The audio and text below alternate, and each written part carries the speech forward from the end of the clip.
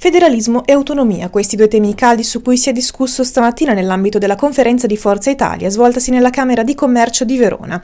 Presenti Davide Bendinelli, coordinatore Forza Italia Veneto, Maria Stella Gelmini, capogruppo del partito alla Camera, e i due deputati forzisti Renato Brunetta e Galeazzo Bignami. Ha fatto bene Davide a ricordare la legge quadro sul federalismo, quella voluta dal governo Berlusconi, la legge 42 del 2009.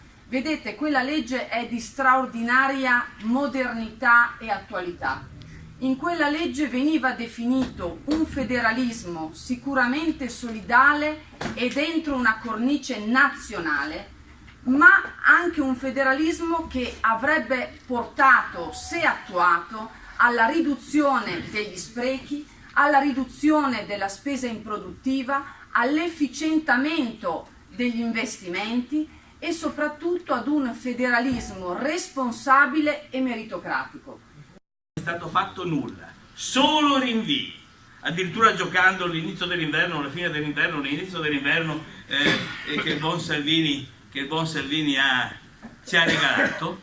L'ultima data è entro il 15, bontà sua che poi la prossima settimana, entro il 15 di gennaio finisce l'istruttoria con i ministeri e entro il 15 di febbraio delibera del Consiglio dei Ministri.